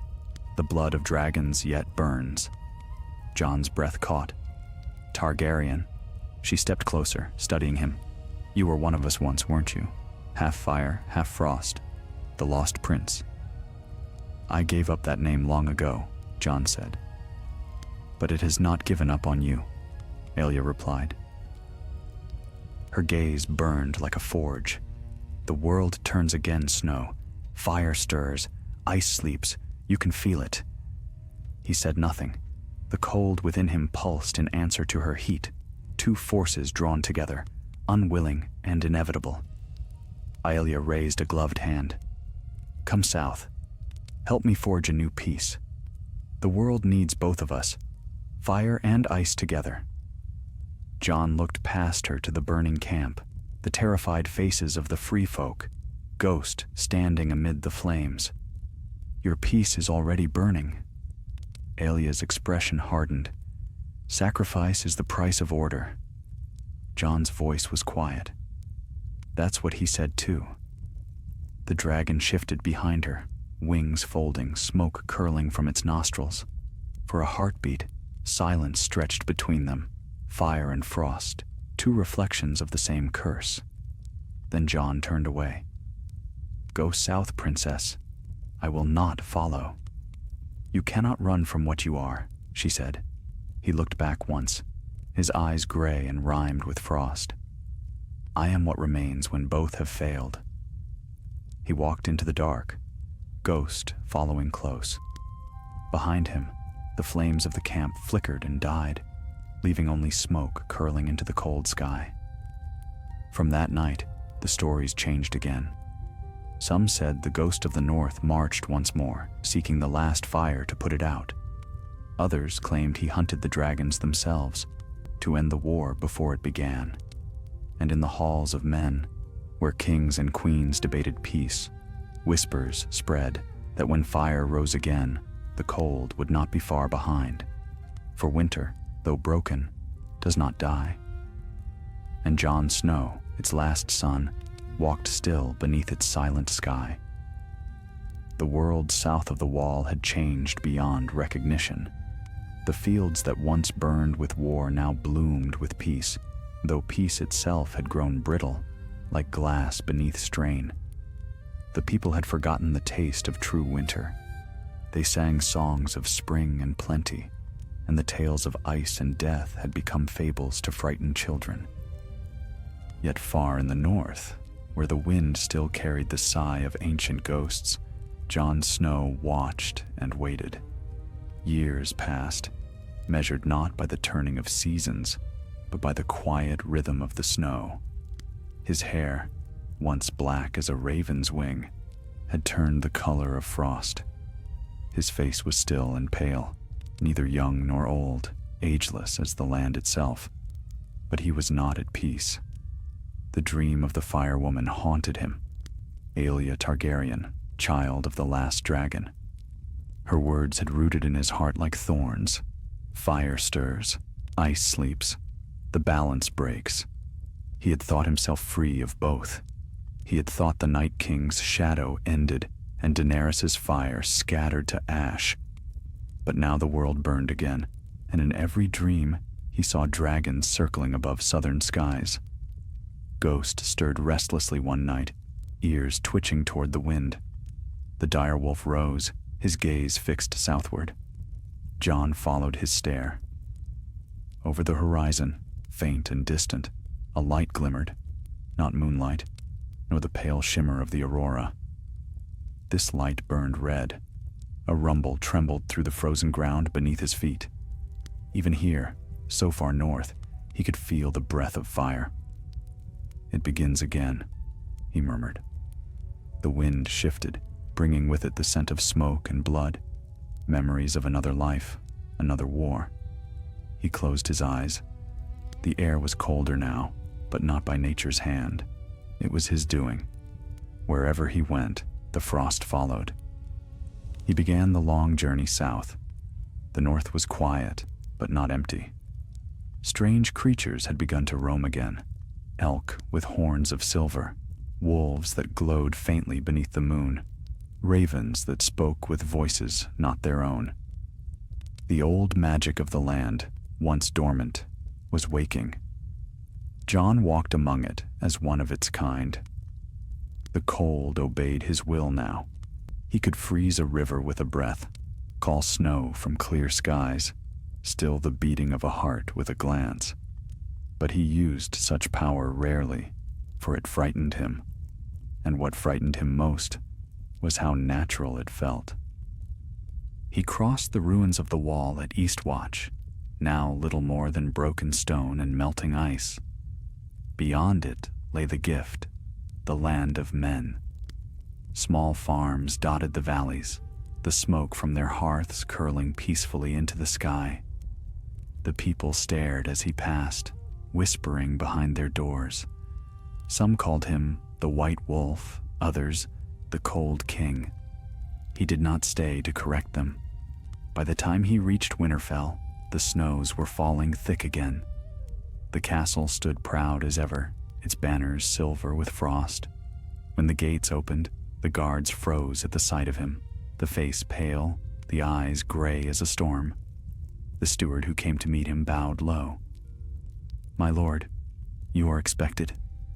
Jon frowned. "Expected?" "A raven came from King's Landing 3 days past. The queen knew you would come." Queen. The word struck him like a bell. He followed the steward through the great hall, where the fires burned high and the smell of pine filled the air. And there, seated beneath the carved direwolves of old, was Sansa Stark. She rose when she saw him, her hair the color of autumn leaves, her eyes keen and steady. "Jon." He bowed his head. "Your Grace." "Don't start that," she said, a faint smile touching her lips. "You've been gone too long for titles." He looked at her, truly looked, and saw how much she had changed. There was no fear in her, no hesitation. The Queen in the North stood before him, calm and sure. "You shouldn't have come," she said after a moment. "You sent for me," he replied. "I sent a raven into the dark," she said softly. "I didn't expect it would find you." Jon's gaze dropped to the fire. "What is it you want?" Sansa's smile faded. "You've felt it, haven't you? The warmth returning to the north. The winters grow shorter. The rivers run strong again. But this peace, it's built on fire." He said nothing. "There are new banners in the south," she went on. "The dragon sigil flies again. Aelia Targaryen marches with her beasts. She claims she means to restore the world her ancestors lost, to bring light to the darkness. But I've seen light like that before." Jon's jaw tightened. "So have I." "She's calling for you," Sansa said. "Her ravens carry your name. She says only you can stand beside her to forge the world anew." Jon turned from her, staring at the flames. They danced high, hungry, alive, the very thing he had tried to bury. "You're not here to fight her," Sansa said quietly. "You're here to decide." He met her gaze. "And if I decide wrong? Then winter comes again." The fire cracked. Outside, the wind howled against the stone. That night, Jon could not sleep. He wandered the Godswood, where the heart tree stood red and silent beneath falling snow. Its face watched him, solemn and ageless. "Father," Jon whispered, "tell me what to do." The wind stirred the branches, but no answer came, only the slow creaking of ice. In the stillness, he felt her presence again. Not Sansa, not the North. Her, Aelia. Her voice came soft as smoke. "You cannot hide in snow forever. The world burns, Jon Snow. Choose your place in it." He opened his eyes. Ghost stood beside him, silent as ever, his fur white beneath the moonlight. Jon laid a hand on the dire wolf's head. We've walked too far to turn back now. At dawn, he left Winterfell. Sansa did not stop him. She stood upon the ramparts, watching as he rode south through the snow. He'll find her, said Brienne, who stood at her side. Sansa nodded. He always does. The journey took him through lands once scarred by war, now green again, though the air grew warmer with every mile. By the time he reached the riverlands, the frost had melted from his cloak. The rivers ran deep and red in the morning light, and there, upon a hill where dragons once flew, he saw her. Aelia Targaryen stood beside her beast, its wings spread wide, its scales gleaming crimson. The fire danced in her eyes. Jon stopped at the foot of the hill. She smiled, the wind carrying her words across the distance. You came. Jon's voice was low. Fire called to ice. It always does. She reached out her hand. Then come with me, Snow. Together we can end the cycle. No more burning, no more freezing, only balance. He hesitated. For a long time, the world held its breath. The snow began to fall again, though the sun still burned in the sky. Fire and frost mingled in the air, and the land seemed to wait. Jon looked up at the dragon, its eyes deep and ancient. Then he looked at Aelia, and saw both promise and ruin. At last, he took a single step forward, and the wind rose, carrying with it the voices of the past. Kings, queens, gods, and ghosts, whispering of what was and what might yet be. The song of ice and fire had not ended. It had only begun again. The wind blew hard across the plains of the Reach, carrying with it the scent of distant fire. The sky was the color of rust, the sun pale behind a haze of smoke. Jon Snow stood upon a ridge, his black cloak rippling behind him like the shadow of some old memory. Before him stretched the army of Aelia Targaryen, banners of red and black snapping in the wind, the three-headed dragon blazing against the darkening sky. She had grown powerful. Where once there had been whispers of the lost bloodline, there now marched legions of men sworn by fire. Beside her, dragons wheeled in the air, their cries splitting the clouds like thunder. The world that had forgotten flame now burned again, and the people cheered her name. Jon watched in silence. Ghost stood at his side, his fur bristling, his breath visible even in the warmth of the southern air. This is not our place, Jon murmured. This war is not ours. But he knew the lie even as he spoke it. Below, the banners shifted, and Aelia herself emerged from the ranks. She rode no horse, but walked barefoot across the field, her cloak of crimson scales trailing behind her. The firelight caught in her copper hair, and for a moment, Jon thought he saw Daenerys again, the same fierce grace, the same terrible beauty. She stopped at the base of the ridge and looked up.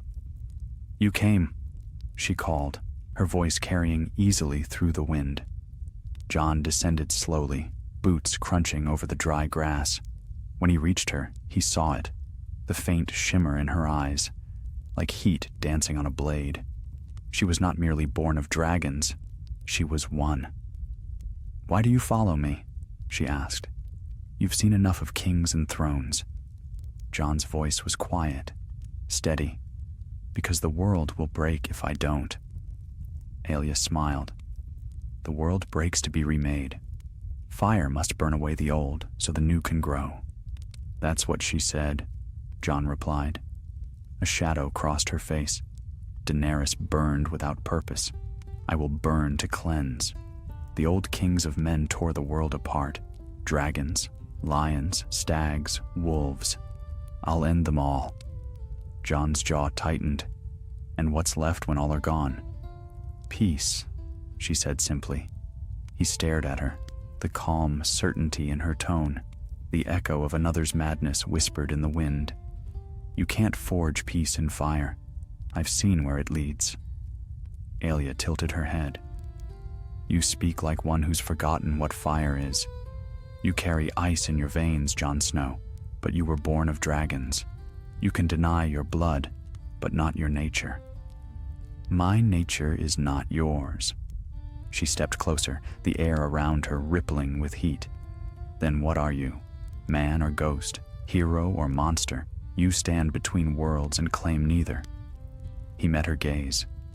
Maybe that's what the world needs. For a long moment, they stood in silence, the two of them caught between flame and frost. Behind Aelia, her army watched, uncertain, their whispers rising like wind through the grass. Then Aelia extended her hand. Come with me, Snow. You fear what fire can do, but together we could master it. The world needs both of us, the balance that was promised. Jon's hand went to Longclaw. Balance doesn't come from conquering. Then from what? From remembering, he said. The dead, the living, all that came before. The fire burns too bright. The ice lasts too long. Both forget. Her expression hardened. You sound like the old gods, still, cold and useless. They watched while the world suffered. I watch so it won't suffer again, he said quietly. You think I came here to serve you. I came to stop you. The words hung in the air, heavy as falling snow. Aelia's smile was sorrowful. Then you'll die as she did, standing against the fire you were born from. The dragon above them screamed, the sound like the tearing of the heavens. The sky darkened, and a shadow swept across the field as the creature descended. Its wings stirred the air into a gale, its eyes twin furnaces of gold. Jon drew Longclaw. The Valyrian steel shimmered faintly, light bending along its edge. Ghost crouched low beside him, a growl rumbling deep in his chest. Aelia raised her hand. Stand aside, Jon. He shook his head. No. Flame erupted from the dragon's jaws, a torrent of red and gold. The fire engulfed him, roaring high into the night. The army gasped, and then fell silent. When the flames cleared, Jon Snow still stood. Smoke curled from his cloak, his sword glowing pale white. The fire had not touched him. The frost that slept within him had awakened, turning the heat to steam, the flames to mist. Aelia's eyes widened. You. Neither fire nor ice, Jon said, his voice low. I am the space between. He raised Longclaw, and the blade burned with cold light. The dragon roared again, but when it lunged, the steel met its flame. The air split apart with a sound like thunder. Fire and frost collided, sending shock waves across the plain. Men fell to their knees, horses reared, and the earth itself cracked beneath them. Jon struck once, and the dragon faltered. Its flames sputtered, the light dimming in its eyes. Aelia screamed, rushing toward him, fire spilling from her hands. He caught her wrist, and for a heartbeat, they stood locked together, flame and frost, life and death, the pulse of the world caught between them. Don't do this, he said. Tears glimmered in her eyes. It's already done. The fire surged. The cold answered. The world vanished in light. When the brightness faded, Jon stood alone on a field of ash. The dragon was gone. So was Aelia. Only Ghost remained, his fur streaked with soot, his eyes glowing faintly in the dimness. Jon fell to his knees. The ground beneath him steamed, the last traces of snow melting into blackened earth. He touched the soil, warm, alive. The war of fire and ice had ended once more. But in his heart, he felt the same truth he always had. Neither victory nor peace would last. The balance was fragile, eternal, cursed to shift again and again until the end of all things. He looked toward the horizon, where the faintest hint of dawn touched the sky. "Not today," he whispered. Ghost pressed against him, silent and loyal. Together, they turned north. Behind them, the fields smoldered quietly, the ashes of dragons mixing with frost. In the distance, a single snowflake drifted down, melting as it touched the warm ground. The cycle had ended, for now. But in the farthest reaches of the world, deep beneath the ice, something stirred. Not fire this time, but silence. The long sleep of winter waiting for its song to begin anew. And as Jon Snow walked into the fading night, the wind whispered through the grass. The watch never ends. The years that followed the burning of Aelia Targaryen became years of uneasy peace. The fields of ash where fire and frost had met grew green again. New kings rose in the south, new songs were sung, and the scars of the old world faded beneath time's gentle hand. But peace, Jon Snow had learned, is only ever a season between storms. He wandered the north as he always had, a shadow among white forests and frozen rivers. Ghost aged beside him, though time seemed to move differently for both of them. The direwolf's muzzle touched with gray, his stride still silent as falling snow. Men spoke of Jon Snow as a myth, a figure of the past who had vanished into legend. But those who traveled too far north sometimes returned with strange tales of a man cloaked in black who walked with a white wolf, his eyes gray as winter's dawn. The people called him the Watcher. It was a lonely title, but he bore it well. The world no longer called for heroes, and he no longer sought to be one. Yet some part of him, the part that still remembered warmth and love and the sound of laughter, knew his story was not yet done. He had felt it in the wind for months now, a tremor in the air, a stirring beneath the snow.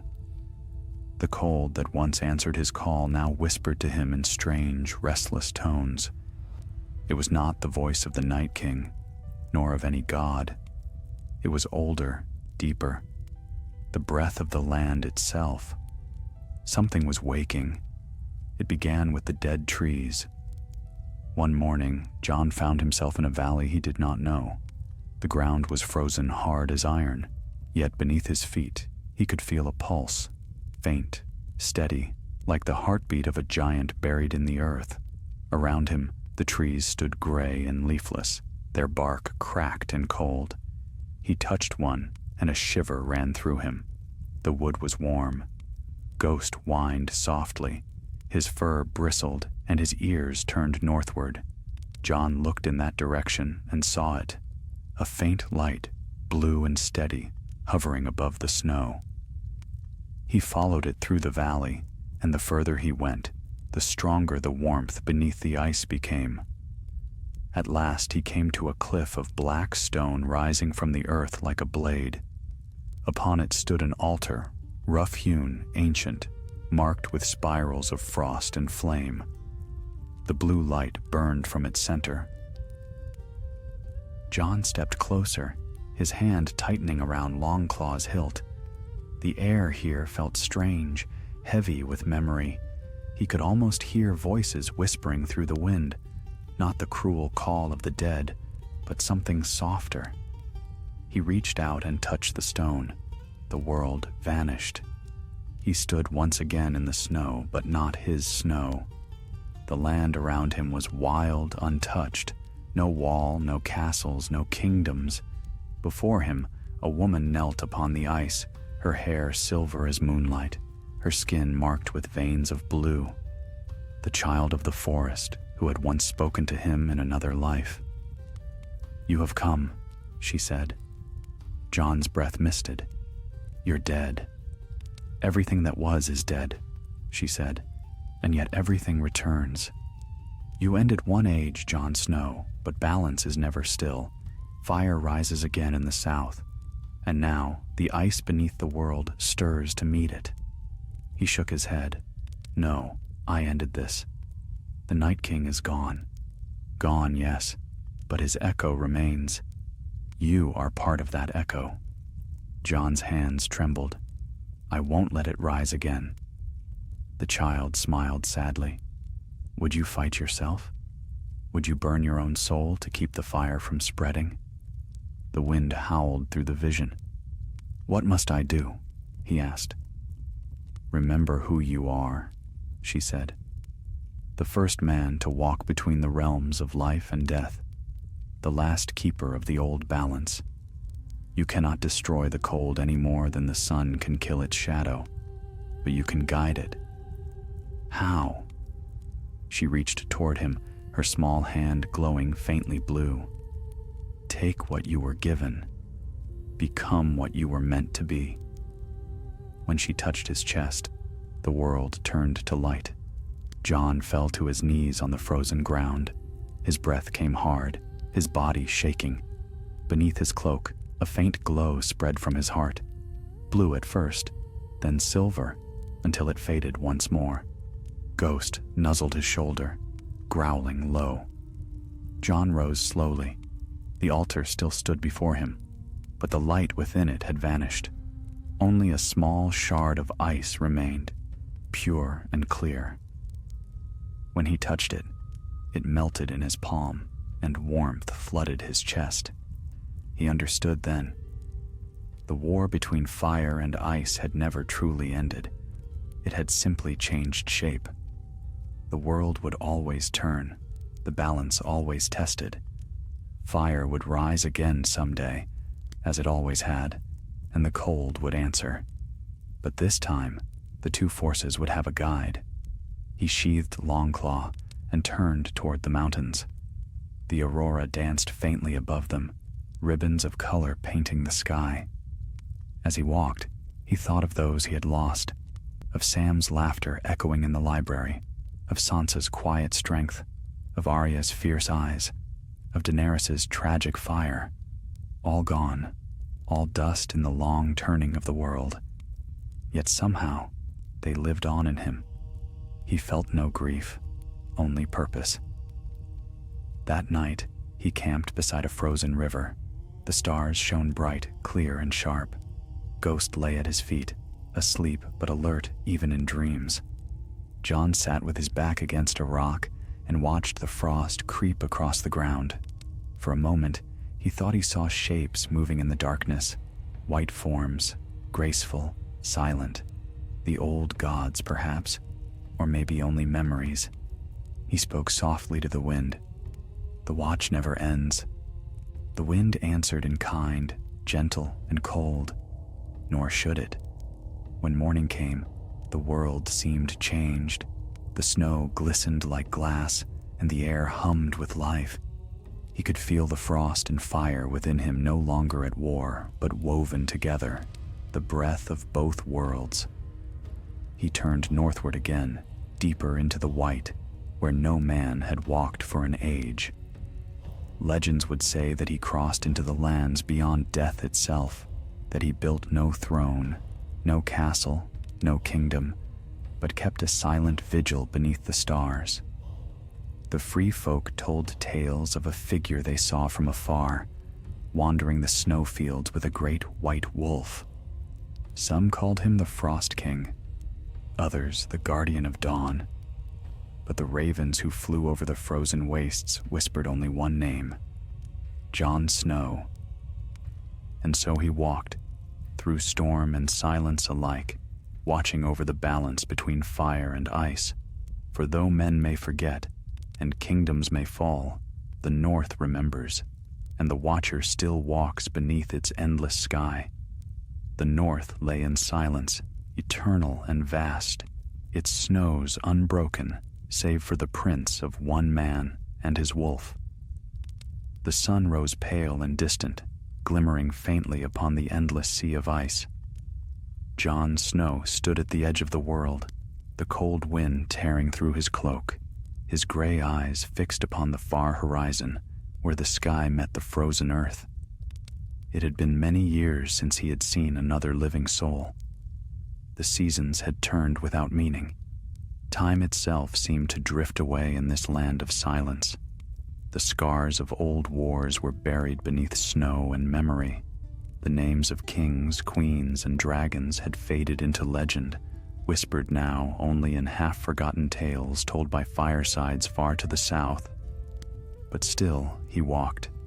The man who had once been Lord Commander, King, Exile, and Ghost had become something else, something beyond name. The frost no longer bit him. The wind no longer wearied him. He did not age, nor did he hunger. His heart beat slow and steady, a rhythm that belonged not to man but to the world itself.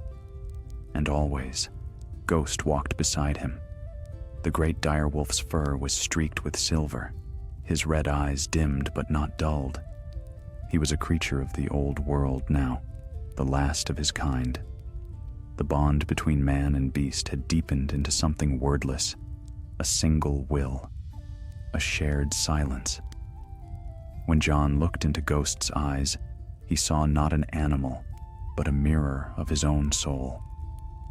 They wandered through the wastes beyond the frost fangs, across plains of blue ice and mountains carved by the hands of gods. The land itself seemed alive here, whispering, shifting, breathing. Jon felt it beneath his feet, in the slow tremor of the ground, in the sigh of the wind that carried voices long dead. He did not fear them. The dead were old companions now. One evening, as the twilight bled into darkness, the aurora spread across the heavens, rivers of green and gold flowing through the night. Ghost raised his head and howled, a sound that rolled like thunder across the plains. The echoes came back, faint and distant, as though the world itself answered in kind. Jon closed his eyes. In that moment, he felt everything: the pulse of the earth, the breath of the wind, the faint hum of life far to the south. It was all one: fire and ice, death and birth, silence and song. Then came the whisper. It was not the cold voice of the Night King, nor the soft tones of Melisandre's gods. It was older, deeper. The balance endures. He turned, though there was no one there. The voice came from everywhere, from the wind, from the earth, from the beating of his own heart. The fire sleeps, the cold watches, but both remain. You are the keeper now, Jon Snow. He knelt upon the ice, his breath steady. I have watched long enough, he said. The world no longer needs me. The world always needs the watcher. He shook his head. Men have rebuilt what they broke. They've learned. Let them have their peace. Peace is not eternal. When they forget, winter must remind. The aurora shimmered brighter, painting the snow in hues of emerald and gold. For a moment, Jon thought he saw shapes within it, figures of light and shadow, a dragon's wing unfurling across the stars, a wolf running beside it, a woman with silver hair and fire in her eyes. He felt no anger, no sorrow, only acceptance. Then I will remind them, he said quietly, but not with death, not with fear. The North remembers, and that is enough. The light dimmed and the whisper faded. The silence returned, soft and complete. Jon stood again, looking northward, toward the land where the snow never ended. He could feel something stirring far beyond the horizon, the slow breath of a sleeping power, vast and ancient. It would wake someday, as it always did, but not yet. He turned south, his cloak billowing behind him. The world was changing again. The air no longer carried only cold. There was warmth in it, faint but growing. The ice cracked beneath his boots, and water flowed through the fissures like silver veins. Ghost trotted beside him, his paws sinking into the slush. Jon reached down to touch the direwolf's head. Come, he said. We'll see what spring looks like. They traveled for days, following the slow thaw of the world. Where they passed, the snow melted just enough to reveal patches of dark soil and hardy grass. Birds returned, shy at first, then bolder. The north was waking. Once they came upon a band of travelers, free folk by the look of them. They were few, weary, their furs patched, their faces hollow from cold and hunger.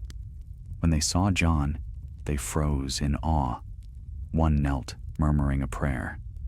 "Stand," Jon said gently. "There are no kings here." But they would not.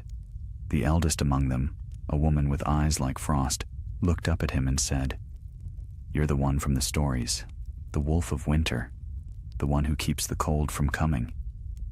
Jon said nothing. She rose, her breath misting in the air. "The seasons are turning again. The world changes. We'll head south if you allow it." He nodded. "Go. The land will welcome you now." She hesitated. "And you?" "I'll follow when I'm needed," he said. The woman smiled faintly, bowed once, and led her people onward. Jon watched them until they vanished into the mist, leaving only footprints that the wind quickly covered. When night fell, he built no fire. He sat beneath the stars, his cloak wrapped around him, Ghost sleeping at his side. The air was warmer now, filled with the scent of thawing earth. He closed his eyes, and for the first time in many years, he dreamed. He dreamed of Winterfell, of its towers rising proud against the gray sky, of laughter in the halls, of wolves running through the snow. He saw Arya's smile, Sansa's calm, Bran's distant gaze. He saw Sam with a book in his hands, and Gilly's child chasing ravens across the yard. And beyond them, he saw her, Daenerys, not in flame or madness, but in light. She stood beside the heart tree, her silver hair lifting in the breeze. She did not speak, but her eyes were kind. Jon reached for her, but she faded into the wind. He woke to dawn. The sky blazed pink and gold, and the world shimmered with frost that caught the morning light like a million stars. Ghost stretched and shook the snow from his fur. Jon smiled faintly. "A new day, Ghost. Let's see what it brings." They walked on, leaving no tracks behind. The snow fell softly, erasing all trace of their passing. Some say he still wanders there, in the farthest north, guarding the balance between fire and ice. Others claim he vanished when the last winter ended, carried away by the wind. But when storms rise from the wall and the night grows long, travelers speak of a shadow moving through the snow, a man in black followed by a great white wolf, and when they listen closely, they swear they hear a whisper upon the wind, steady and eternal as the turning of the world. The watch never ends.